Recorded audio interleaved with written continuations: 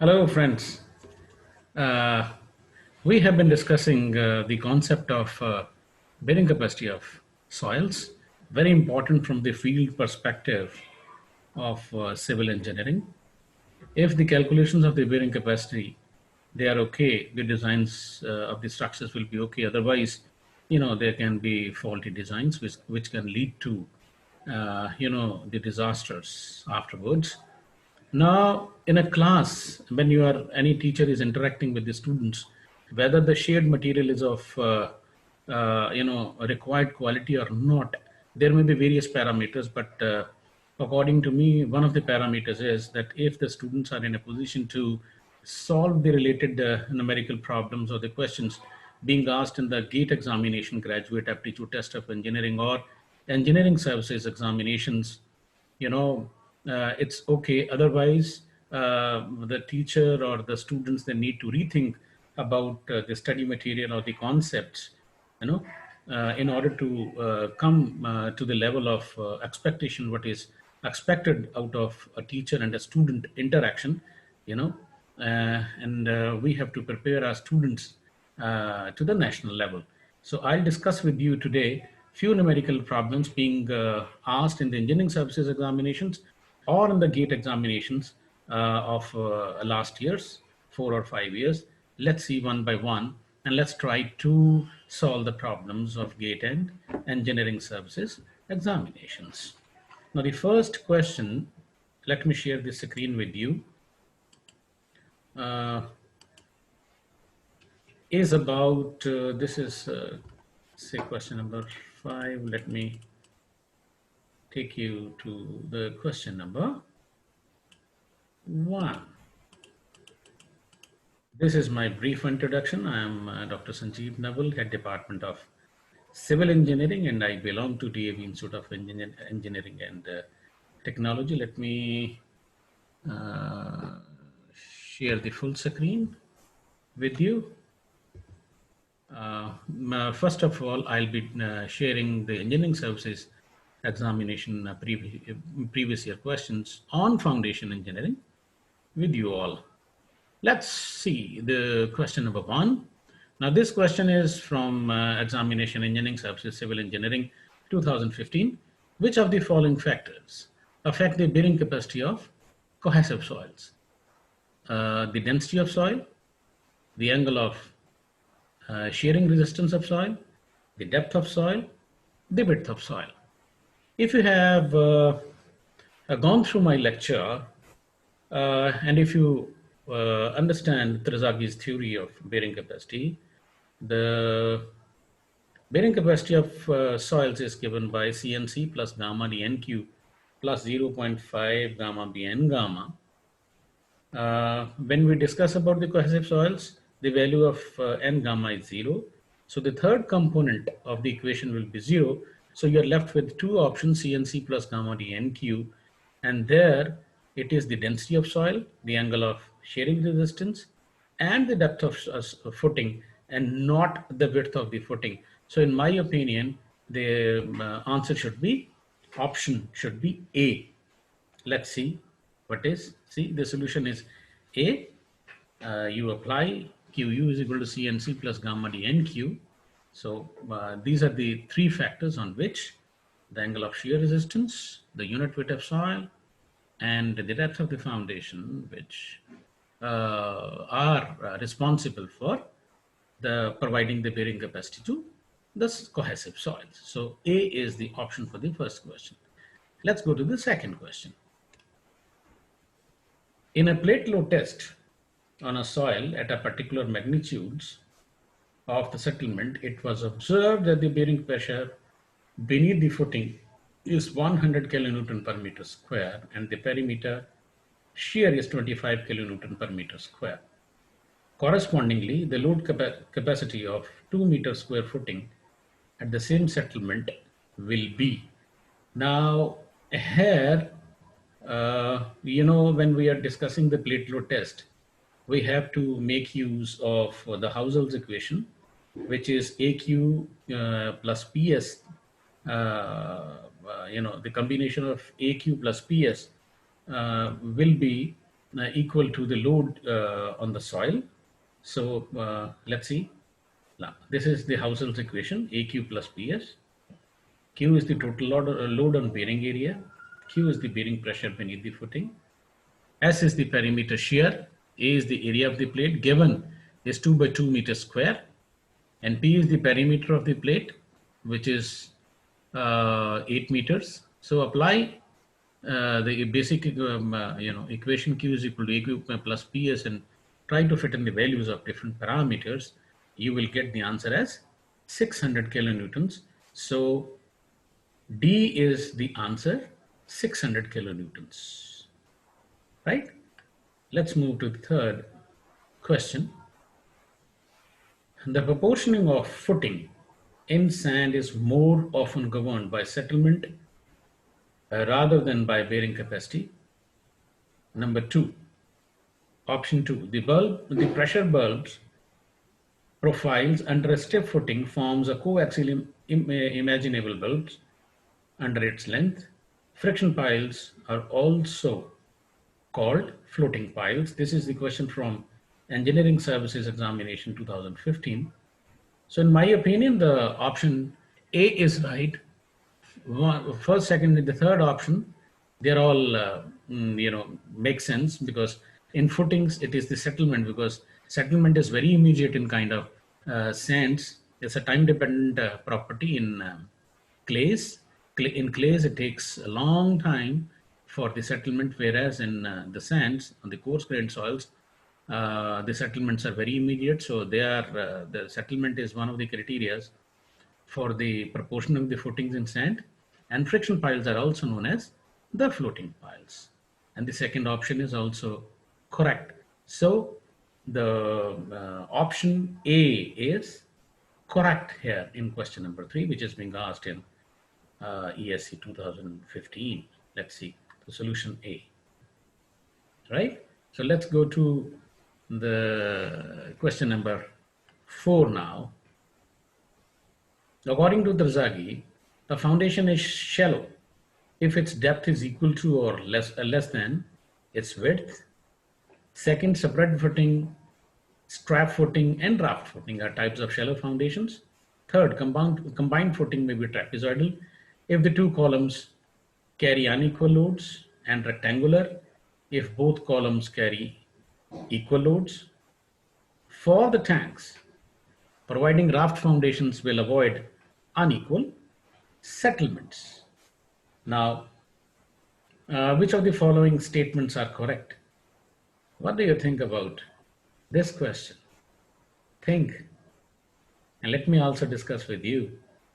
In my opinion, it has to be, all the 4 options seem to be good because in Terzaghi's equation, the foundation is shallow if the depth is equal or less than its width is okay. So in my opinion, A should be the answer, because second for spread footing, strap footing, they are the examples of the shallow foundations.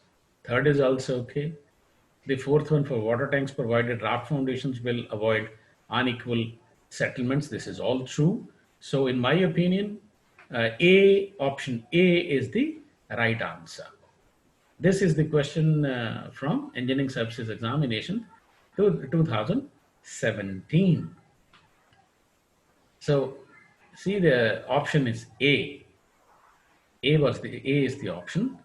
So this is how Terzaghi defines it, that if the depth of foundation is less than the width, that is, if the ratio is less than equal to 1, it is known as shallow foundation. So A is the, so all simple to do. Only thing is you should have the conceptual clarity of the things.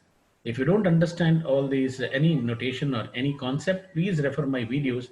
That is the part 1 and part 2 on Terzaghi's bearing capacity and the factors affecting the bearing capacity of soils.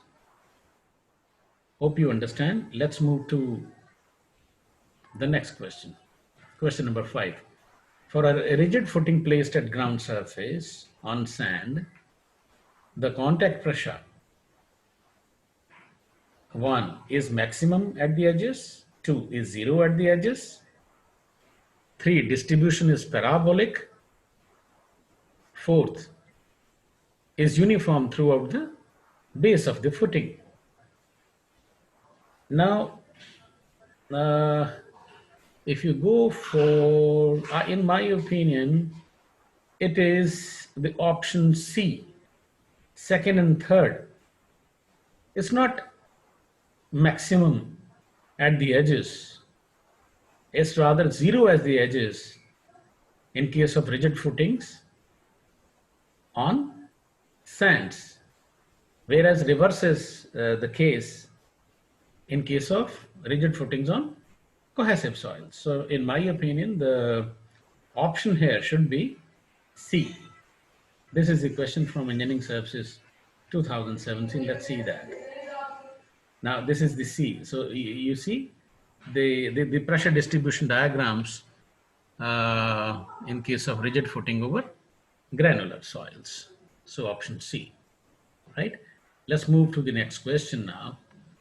Question number 6. A raft foundation 10 meter wide and 12 meter long is to be constructed in a clay soil having shear strength of 12 kilonewton per meter square. The unit weight of soil is 16 kilonewton per meter cube. The ground surface carries a surcharge of 20 kilonewton per meter square. The factor of safety is 1.2 and the value of NC is 5.7. The safe depth of foundation will be nearly. Now, you cannot find out the answer looking at the question. We need to find out. And I need to give you one formula for finding out the bearing capacity of the raft foundation. Now, because this is the question from Engineering Services Examination 2019, we have to be very careful. Let's see what is the formula for bearing capacity of raft foundation, Let's see when we are designing a shallow foundation. Let's see, as a floating foundation. Now, when we are designing the raft as a floating raft, you can see applied load plus overburden plus self-weight. These are the parameters of bearing capacity, equation.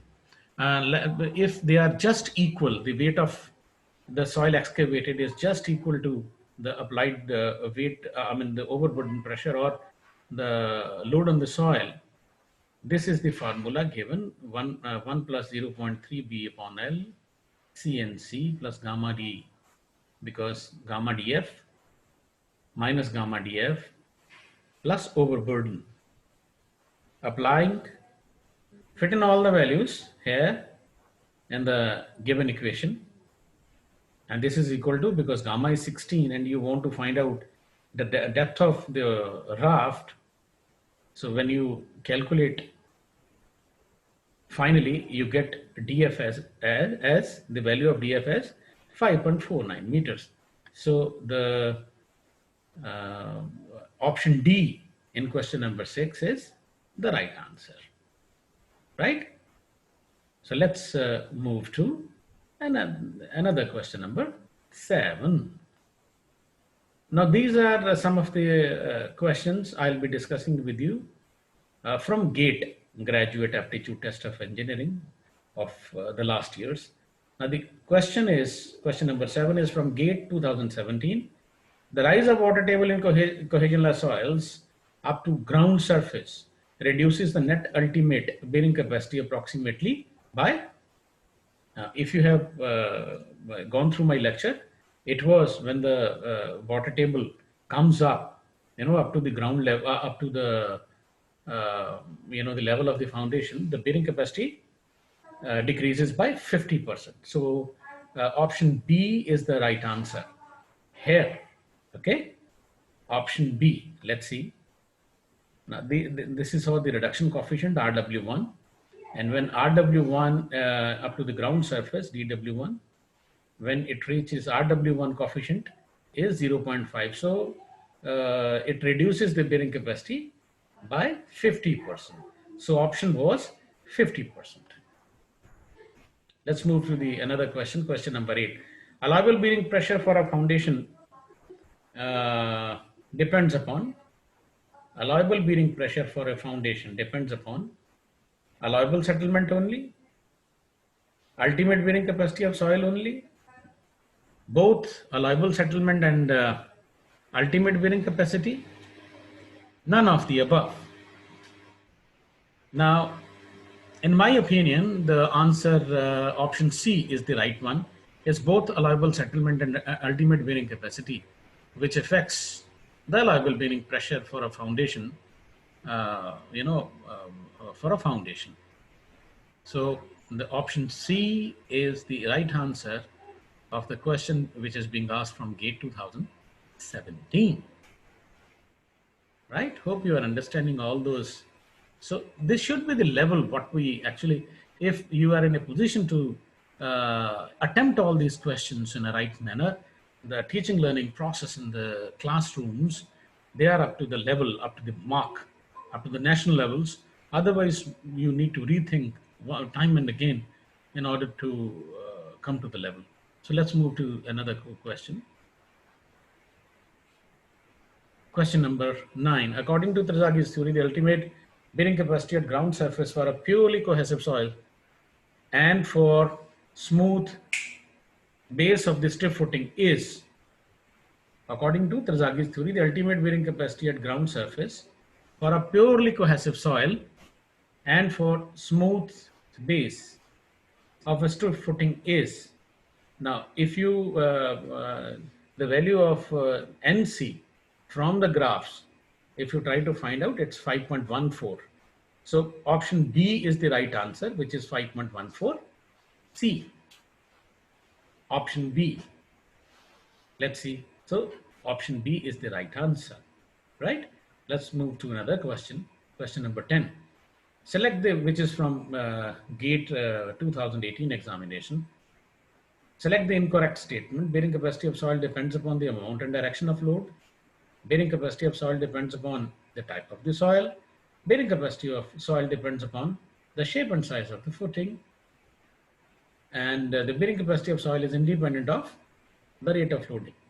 Now, what do you think about the bearing capacity of soil? Now, let's straight we go to the solution A. What was A? The bearing capacity of the soil depends upon the amount and direction of the load. Right? Bearing capacity depends upon the type of the soil, size and shape of the footing, which is the incorrect statement. Yes. We have to find out the incorrect statement. So bearing capacity of the soil depends upon the amount and direction of load is not the correct statement. The correct statement B, C, and D, they are the correct statement. So incorrect statement is A, right? So let's move to another question. In a soil investigation work at site standard penetration test, SPT was conducted at every 1.5 meter interval up to 30 meter depth. At 3 meter depth, the observed number of hammer blows for 3 successive 150 mm penetrations were 8, 6, and 9 respectively. The SPTN value at 3 meter depth is A, B, C, or D, which is 14, 17, 23, and 15. Now, very important, this is the gate question from 2020. Now, if you have learned the standard penetration test in the right manner and with right understanding, you know that we have to calculate the number of blows required for the last 30 centimeter penetration. It's not one, but the initial 150 mm or the 15 centimeter, the depth will be considered as the sitting drive, and the remaining 30 centimeter will be considered the number of blows required to penetrate your plunger beyond sitting drive of 150 mm will be considered as the SPT number. So what are the last two values we are getting? 6 and 9. This 8 is for, the seating drive. So 6 plus 9, they are the after the seating drive for penetrating 150 mm, it is 6. And for another beyond 300 mm, it is 9. So 6 plus 9 is 15. So 15D is the right answer. For the question being asked in GATE 2020 on SPT, D is the right answer. That 15 is the SPT value at the depth of 3 meter for the soil. For further, you have to correlate this value for finding out the various parameters of shear strength of or bearing capacity of soils. Right? Hope you are understanding. This is the solution, what I was discussing right now. So D is the answer, 15 is the answer. So hope you understood what my feelings, that how one has to study the different topics, different subjects in the right perspective. Hope you enjoyed the lecture, and I'll be back again you with different topics and with different GATE and engineering services examination questions with you, so as to make your thought up to the national level and feel proud of you. Thank you very much. Thank you. Thank you. Thank you once again.